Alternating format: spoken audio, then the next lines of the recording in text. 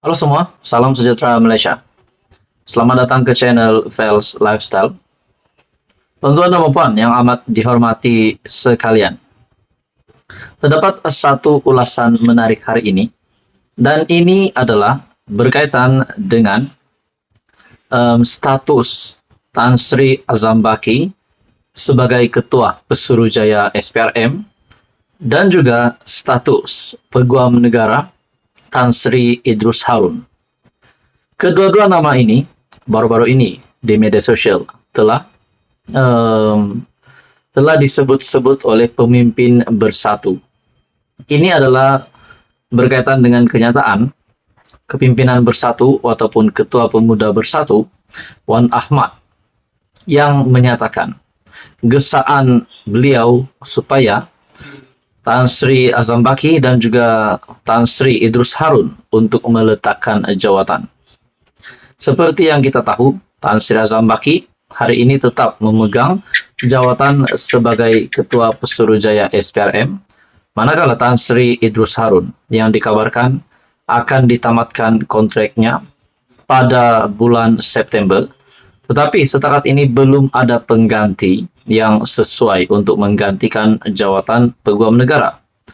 Saudara-saudara, ulasan menarik yang saya nak sampaikan hari ini adalah berkaitan dengan satu komen yang amat mengejutkan saya di dalam video di dalam channel ini.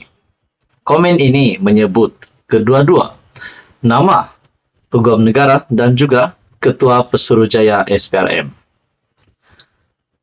Ini adalah satu cadangan dari viewers ataupun mungkin dari netizen rakyat Malaysia yang menonton video di dalam channel ini yang menyatakan lebih baik Datuk Seri Anwar Ibrahim buang semua lantikan daripada Atok Abah, daripada Peguam Negara, Ketua Hakim Negara, Ketua SPRM. Kalau tidak, negara Malaysia lagi teruk. Kalau rakyat biasa kena penjara, bekas Perdana Menteri tebuk atap, sakau duit rakyat buang kes. Jadi apa yang menarik di sini?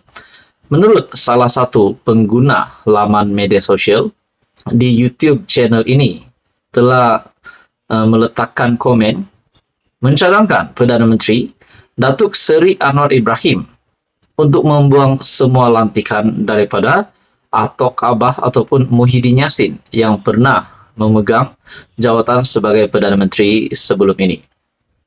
Dinyatakan di sini adalah Peguam Negara, Ketua Hakim Negara, serta Ketua SPRM. Gesaan yang dilakukan oleh kepimpinan bersatu ataupun Ketua Pemuda Bersatu, gesaan kepada Ketua Pesuruhjaya SPRM, Tan Sri Azam Baki, dan juga Peguam Negara, Tan Sri Idrus Harun untuk meletakkan jawatan adalah disebabkan 4 kes Muhyiddin di bawah akta SPRM yang dikatakan dilepas dan dibebaskan. Tetapi dalam kenyataan yang lain, Peguam Negara juga ada membuat kenyataan berkaitan 3 lagi kes Muhyiddin Yassin yang dikaitkan dengan akta pengubahan wang haram.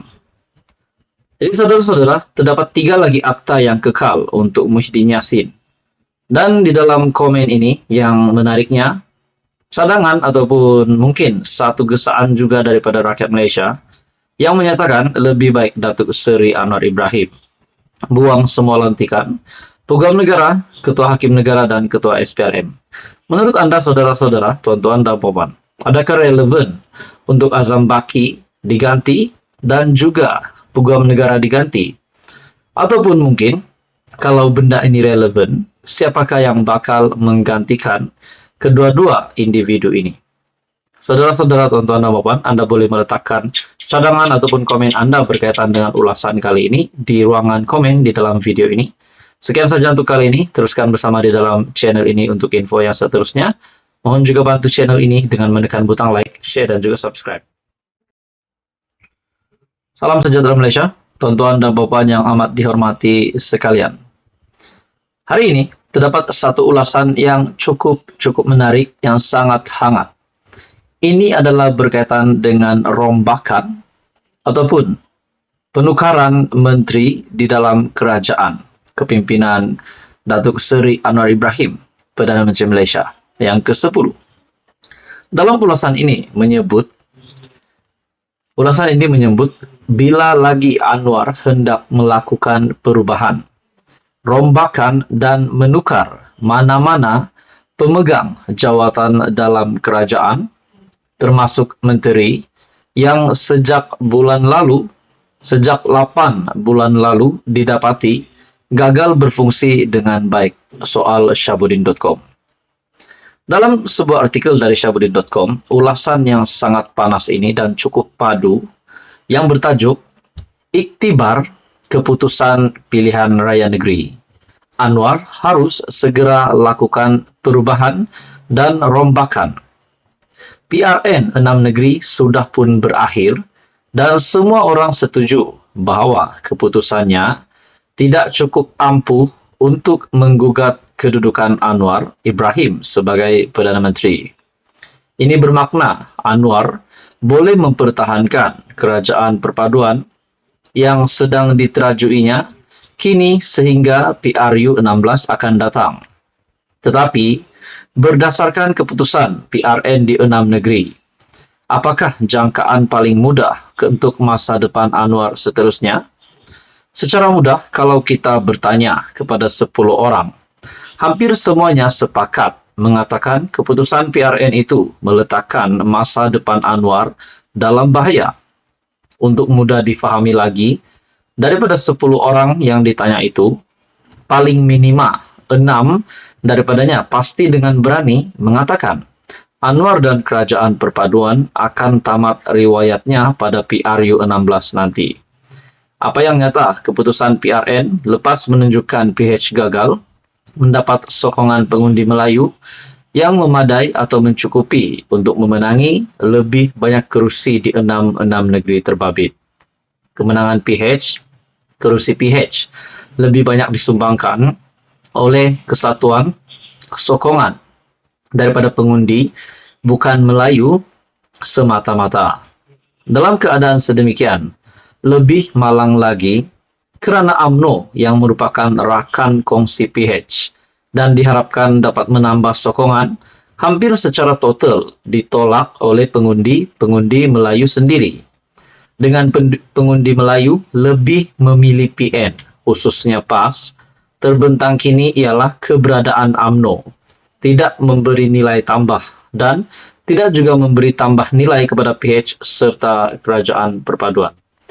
Apakah sekarang ini Anwar pimpinan PH, BN dan kerajaan perpaduan turut menyedari hakikat yang sedang ditunjukkan Tuhan di depan mata sebelum tibanya PRU 16? Apakah plan B PH untuk menambah sokongan pengundi Melayu melalui kekuatan mereka sendiri atau berasakan sudah cukup dengan sokongan pengundi bukan Melayu saja?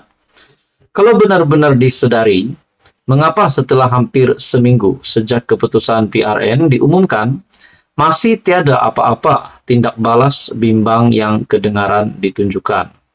Kenapa semua sunyi dan tiada sebarang mesyuarat khas parti diadakan?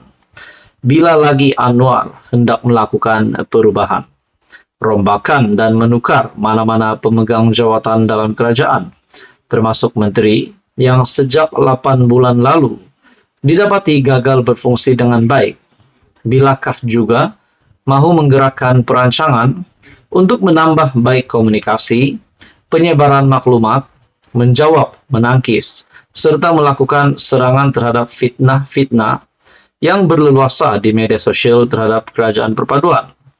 Apakah agensi tertentu dan mereka yang terkait dengan komunikasi dan penyampaian maklumat kepada rakyat, di mana sebahagian besar dicop gagal oleh kalangan yang dekat dengan PH, PKR dan Anwar sendiri, masih mahu dikekalkan bergentayangan dengan jawatan masing-masing selepas keputusan PRN yang sepatutnya memberi pengajaran?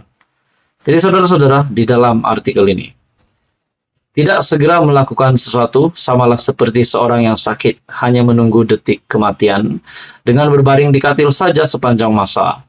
Kepada PKR dan PH, apakah mereka mahu Anwar jadi Perdana Menteri selama sepenggal saja?